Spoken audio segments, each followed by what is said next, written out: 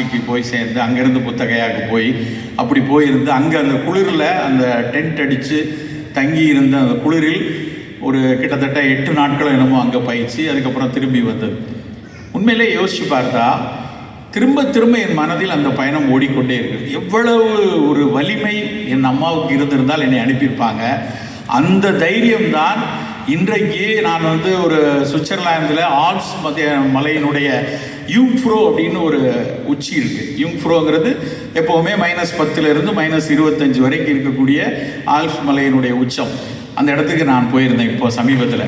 அந்த -23 போய் நிற்கிறதுக்கு 45 வயசில் போய் நிற்கும் அப்படின்னா அதுக்கான ஒரு சின்ன புள்ளி ஆரம்பித்தது அநேகமாக அம்மா அன்னைக்கு 8ஆம் கிளாஸில் அனுப்பின ஒரு விஷயந்தான். அந்த மாதிரியான பயணங்கள் வெறுமனே போய் அங்கே போய் புத்தகையாக போனோம், புத்தர் இங்கே தான் ஞானம் பெற்றார், நாங்கள் போய் பார்த்தோம், அதெல்லாம் லேசாக இருந்தால் கூட ஒரு அடிப்படையில் என்ன கிடைக்குதுன்னா திரும்ப திரும்ப நம்பிக்கை கிடைக்குது. நம்மால் நிறைய இடத்துக்கு பயணிக்க முடியும், நிறைய விஷயத்தை பார்க்க முடியும் அப்படிங்கிற ஒரு பயணம் அந்த பயணத்துக்கான வித்து அன்றைக்கு தான் கிடைத்தது. நண்பர்களே, நாம் கிடைக்கக்கூடிய ஒரு வாய்ப்புகளையும் நாம் சிறு சிறு பயணங்களாக, இல்லை என்றால் வாய்ப்பு கிடைக்கும் போது வருடத்துக்கு ஒரு 2 ஆண்டுகளுக்கு முறையோ ஒரு பெரும் பயணங்களை நண்பர்களாக, உறவினர்களாக, குழுக்களாக பயணிப்பது அப்படிங்கிறது நம்ம கண்டிப்பாக செய்ய வேண்டிய ஒரு விஷயம். நான் சென்ற பயணங்களை கொஞ்சம் விரித்து பார்க்குறேன். எப்படிலாம் கிட்டத்தட்ட இன்றைக்கு 42 நாடுகளுக்கு நான் பயணித்திருக்கேன். இந்த நாடுகளை பயணிக்கும் போது ஒவ்வொரு நாடுகளும் நிறைய பிரமிப்புகளை, நிறைய வலியை, நிறைய விஷயங்களில் ஒரு ஏக்கத்தை, என் நாடு ஏன் இப்படி இல்லை, என் நாட்டில் என்றைக்கு இப்படி வரும் அப்படிங்கிற சில ஏக்கங்களை, சில நேரத்தில் இதையெல்லாம் கற்காமல் போய்விட்டோமா, இதையெல்லாம் படிச்சிருக்கலாமா அப்படிங்கிற சில கற்பிதங்களை நமக்கு கொடுக்கறது, இப்படி பல விஷயங்களை கொடுத்துருக்கு. மொத்தமாக அப்படி விசாலமாக இப்போ 40 நாடுகள் அப்படின்னு பார்த்துட்டாலும் அதை எப்படி பிரித்து கோர்த்து பார்க்கலாங்கும் போது எப்போவுமே முதல்ல மனசில் ஞாபகம் வருது மலை பார்த்தல்ங்கிறது நிலா பார்த்தல் மாதிரி. நிலா பார்த்தல் என்னைக்காவது மறக்குமா? சின்ன பிள்ளையில உங்கள் அம்மா ஒக்கல்லையோ, இல்லை ஒக்கல்னு சொல்லுவோம், இடுப்பில் திருநெல்வேலி பழக்கம், வள்ளுவரிலிருந்து சொன்ன ஒரு மொழி, ஒக்கலில் அமர்ந்து பார்த்தல். அப்பா தோளில் வச்சுப்பாங்க, அம்மா எப்போ ஒக்கலில் தான் வச்சுருப்பாங்க. அப்படி ஒக்கலில் அமர்ந்து பார்த்த நிலா மனசில் எப்படி மறக்காத ஞாபகம் இருக்கும். நீங்கள்லாம் நல்லா யோசிச்சு பாருங்களேன். சிறு வயதில் ஒரு மகிழ்ந்த ஒரு கணங்கள் அப்படின்னு யோசிச்சா நிலா பார்த்தல் கண்டிப்பாக இருக்கும். அந்த நிலா பார்த்தல்ங்கிறது நாங்கள்லாம் சின்ன பிள்ளையில் நிலாச்சோறு அப்படிங்கிற ஒரு விஷயத்தை கண்டிப்பாக வச்சுருவோம். வாரம் வளவு வீடு, எங்கள் வீடு வளவு வீடுனா குட்டி குட்டியாக வீடுகள் எல்லாம் ஒரே காம்பவுண்டுக்குள்ளே இருக்கும். 7 வீடுகள் சேர்ந்ததே வளவு வீடுமோ. அந்த 7 வீடும் சேர்ந்து ஒரு வில்வ மரத்தினுடைய அடியில் உட்கார்ந்து உணவருந்தும். அந்த வில்வ மரத்தினுடைய அடியை நான் இன்றைக்கு வரைக்கும் 55 வயசு ஆனாலும் இப்போவும் போய் இப்போல்லாம் அந்த பாளையங்கோட்டையை தாண்டி போகிறோன்னா அந்த வில்வ மரம் இருக்கா, அந்த வில்வ மரத்து மூடு இருக்கா, போய் பார்த்துட்டு வரும். அந்த அளவுக்கு மனசுக்குள்ளே அந்த இடம் ஞாபகமாக இருக்குது. எல்லாரும் சேர்ந்து போய் அவங்கவுங்க வீட்டில் தயாரித்த உணவுகளை எல்லாம் கொண்டு அதை பரிமாறி அந்த இடத்துல பேசுகிற அந்த நிலாவை பார்த்து சோறூட்டிய காலம். குட்டி குழந்தையாக இருந்து நிலா பாருன்னு சொன்ன காலம் மறந்துருக்கலாம், ஆனால் நிலாச்சோறு சாப்பிட்ட காலம் மறக்கவே முடியாது. அப்படி நிலா பார்த்தல் எப்படி மனசுக்குள்ளே இருக்கோ அதே மாதிரி மனசில் ரொம்ப மறக்க முடியாத விஷயங்கள் மலை பார்த்தல். மலை அப்படி இப்போ கூட நான் ஒரு சமீபத்தில் ஒரு 15 நாள் முன்னாடி கோயம்புத்தூர் வந்தப்போ நடராஜனுடைய ஒரு வீட்டுக்கு பக்கத்தில் ஒரு இடத்துல போய் நின்று பார்த்து நிலங்களை பார்த்து கொண்டு இருக்கும்போது அது முன்னாடி இருக்கிற அந்த மலை அவ்வளவு பிரமிப்பாக, நான் சில மணி துளிகள் அப்படியே அந்த மலையை பார்த்து கொண்டே இருந்தேன். எவ்வளவு பெரிய பிரம்மாண்டம், மேற்கு தொடர்ச்சியினுடைய அந்த மலையினுடைய வடிவம். மலை பார்க்கும்போது பல விஷயம் உள்ளுக்குள்ளே தோண்டிகிட்டே இருக்கும். நான் நிறைய நேரங்களில் யோசிப்பேன், நம்ம அப்படியே மிக கடினப்பட்டு அங்கே நடந்து போய் மவுண்ட் கைலாஷ் போய் கைலாஷ் பார்க்கணும். இந்த கைலாஷனுடைய பிரம்மாண்டத்தை பார்க்கும்போது படங்கள், நான் இன்னும் வரைக்கும் கைலாஷ் போனதில்லை, ஆனால் அந்த பிரம்மாண்டத்தை பார்க்கும்போது ஒரு சிவன் மலை, அது சிவனுடைய பிரம்மாண்டத்தை காட்டக்கூடிய மலைன்னு பார்த்தோன்னே ஒரு பிரமிப்பு இருக்கு இல்லையா? இந்த மலையினுடைய வடிவம் எப்படி இருக்கு இல்லையா? அதே ஒரு மனதை நீங்கள் பல மலைகளில் நீங்கள் நின்று பார்த்தீங்கன்னா எல்லா மலைகளிலும் ஒரு சிவன் மலை தெரியும். சுவிட்சர்லாந்தில் மேட்ரஹான் அப்படின்னு ஒரு மலை இருக்குது. அந்த சுவிட்சர்லாந்தினுடைய மேட்ரஹான் மலை, அந்த மேட்ரஹான்றது இந்த ஒரு சாக்லேட் வரும் இல்லையா, சுவிட்சர்லாண்ட்லேருந்து ஒரு சாக்லேட்லாம் அந்த பிரமிட் மாதிரி அந்த படம் போட்டிருப்பாங்க, அது மேட்ரஹானுடைய அந்த மலை தான், அந்த உச்சம் தான். அந்த சுவிட்சர்லாந்தினுடைய குளிரில் அந்த ஆல்ப்ஸ் மலையில் அந்த மேலே இருந்து பார்க்கும்போது நான் என் பையன் என் பிள்ளைலாம் அங்கே நிற்கும்போது காமிச்சு பார்த்தேன். இதை பார்த்தா ஒரு சிவன் இப்படி உட்காந்துருக்க மாதிரி, இல்லைன்னா யாரோ பத்மாசனத்தில் உட்காந்து ஒரு யோகாசன பொசிஷரில் உட்கார்ந்த பிரமாண்டமாக தெரியுது இல்லையா அப்படின்னு சொல்லி அவங்களோட கதை. ஸோ பார்வைதான். எல்லா மலைகளிலும் இறைவன் இருக்கிறான் என்று பார்க்கலாம். நமக்கு அது ஒரு சிவன் என்று தெரியறதுனால அதை நம்ம பார்க்குறோம். பட் எல்லா மலைகளிலும் அதே வடிவம். இதே மாதிரி கனடாவில், மேற்கு கனடாவில் ராக் மவுண்டன் அப்படிம்பாங்க. மிக மிக அழகான மலைத்தொடரில் ஒன்று மேற்கு கனடாவினுடைய ராக் மவுண்டன். ஜாஸ்பர்லேருந்து அந்த பயணம் ஆரம்பிக்கும்.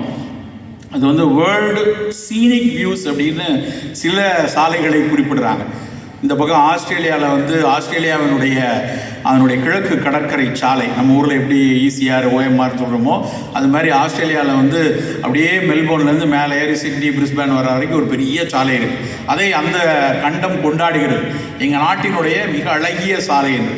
அதே மாதிரி அழகுள்ள சாலை அந்த மேற்கு கனடாவினுடைய ராக் மவுண்டன் தொடர் கீழே சியாட்டில் வரைக்கும், அமெரிக்காவில் இருந்து மேலே அலாஸ்கா வரைக்கும் அந்த மலைத்தொடர் இருக்கிறது. அந்த மலைத்தொடரினுடைய பாதையில் பயணிக்கிறதுங்கிறது அவ்வளோ ஒரு குதூகலமாக இருக்கும். அந்த ராக் மவுண்டனில் இருந்து நீங்கள் பார்த்தாலும் நிறைய சிவபெருமான் உட்கார்ந்துருக்கிறத பார்க்கலாம். ஸோ பார்வைதான் வேற.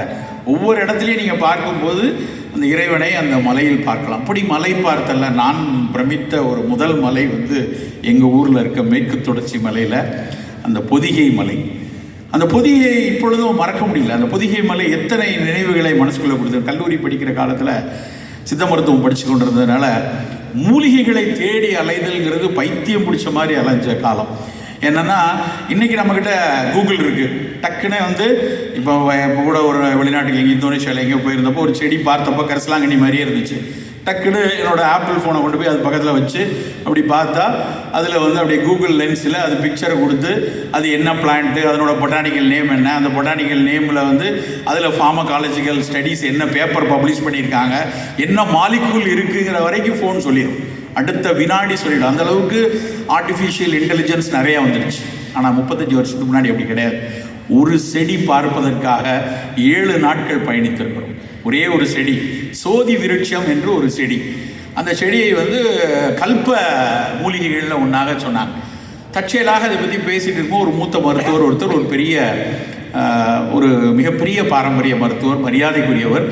அவர்கிட்ட இது சொல்கிற, சோதி விருட்சம் எனக்கு தெரியும், குற்றாலத்திலேருந்து மேலே போகணும், நீங்கள்லாம் தயாராக நான் கூப்பிட்டு போகிறேன் அப்படின்னார். 7 மாணவர்களை அவர் தேர்ந்தெடுக்கிறார். 7 பேர், நீங்கள்லாம் வாங்க, உங்களை கூட்டி போய் காட்டுறேன். ஸோ நான் 5ஆம் ஆண்டு படிக்கிறேன்னு நினைக்கிறேன். 5ஆம் ஆண்டு 4ஆம் ஆண்டாக மறந்து போச்சு.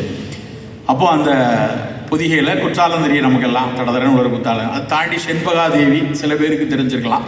இப்போல்லாம் செண்பகாதேவி வரைக்கும் உள்ள பாதையை விடுறது கிடையாது. அதை தாண்டி நிறைய பேர் போக முடியாது.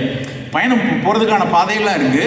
ஆனால் கொஞ்சம் நடந்து போகணும். அதுக்கப்புறம் சில ஒரு துளி வரைக்கும் தான் நீங்கள் நடந்து போகிறதுக்கும் பாதை சரியாக இருக்கும். அதுக்கப்புறம் அங்கே இருக்கக்கூடிய காணிகளினுடைய உதவியில் மலைப்பாதை வழியாகத்தான் மேலே போகணும். அப்படி போகிற வழியிலேயே அங்கே ஒரு பெரிய அந்த எஸ்டேட் ஒன்று இருக்குது. அந்த எஸ்டேட்டில் ஒரு சாதிக்கா விளைவிக்கிற இடம். அங்கே இடத்துல ஒரு குடியிருப்பு இருக்குது. அந்த குடியிருப்பில் கொஞ்சம் தங்கிட்டு அடுத்த நாள் அங்கிருந்து நகர்ந்து அப்படியே நகர்ந்து அந்த சோலை காடுகள்னு சொல்லுவாங்க. இங்கேயும் நம்ம ஓசை காளிதாஸ் பேசும்போது அந்த சோலை காடுகளை பற்றி நிறைய பேசுவார். அதுதான் மலைக்கு ஜீவாதாரம் என்று சொல்லக்கூடியது. அந்த மலைக்காடுகள், அந்த புட்காடுகளை எல்லாம் தாண்டி கடைசியாக அந்த சோதி விருட்சம் இருக்கக்கூடிய இடத்துக்கு நாங்கள் போகிறோம். அந்த இடத்துக்கு போகிறப்ப ஒரு பையன் மட்டும் கூட வந்திருந்த ஒரு பையன் ரொம்ப சேட்டை பண்ணிக்கிட்டே, கல்லூரி மாணவர், அவருக்குன்னு ஒரு ஆட்டம் பாட்டத்தோடு செய்யப்பட்டே வர்றார். 7 பேரில் ஒருத்தர் மட்டும். அவர் இவன் இந்த மூலையெல்லாம் பார்க்கக்கூடாது அப்படின்னு அவர் சொல்கிறார். இல்லை அதெல்லாம் என் கூட வந்திருக்கோம், இவ்வளோ தூரம் வந்திருக்கோம், விட்டுட்டு போகக்கூடாது. இல்லை அவருக்கு எல்லாம் பிராப்தம் கிடைக்காது அப்படி இப்படின்னு வைத்தியர் சொல்கிறாரு. சொல்லிவிட்டு நாங்கள்லாம் பேசிக்கொண்டே இருக்கிறோம். புட்காடுகள்லாம் தலைக்கு மேலே உயரம் வளர்ந்துருக்க காடுகள், அதுக்குள்ளூடி தான் போனோம். இதே புல்காடுகளில் தான் நிறைய புலி இருக்குன்னு வேற சொல்கிறாரு. ஆனால் அதையும் தாண்டி நாங்கள் அந்த சோதி விருட்சம் பார்க்க வேண்டும் என்கிறதிலேயே மெதுவாக எங்களை அழைத்து கொண்டு கடைசியாக அந்த சோதி விருட்சத்தை பார்த்த காட்சி இப்போ வரைக்கும் மனசில் ஞாபகம் இருக்குது. அந்த சோதி விருட்சங்கிறது ஒரு மலையுடைய விளிம்பில் நிற்கக்கூடிய ஒரு பெருமரம். நிலா காலத்தில், நிலவு படக்கூடிய காலத்தில் ஒட்டுமொத்த, நாங்கள் போகும்போதே மணி 7 மணி இருக்கும், இரவு 7:30 மணி ஆயிடுச்சு. கிட்டத்தட்ட இருட்டி இருக்கக்கூடிய நேரம்.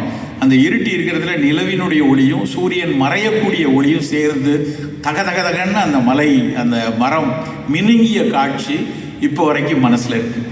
அதை பார்த்த உடனே அவர் எல்லாரும் வந்து அதை கீழே காலில் விழுந்து வணங்குறாங்க. அது ஒரு மிக முக்கியமான மூலிகை, அது ஒரு அதை பார்த்தாலே ஒரு பெரிய வரம் கிடைக்கும், அப்படியெல்லாம் அதை பேசப்பட்ட ஒரு மூலிகைன்னு பார்க்குறாங்க. ஒரு மருத்துவக் கல்லூரியில் படிக்கும்போதே இந்த தாவரவியல் புத்தி நமக்கு இருக்குங்கிறதுனால அதை எல்லாரும் சேர்ந்து அது என்னடா, அது என்ன பிளான்ட், அது பொட்டானிக்கலாக என்னது அப்படின்னு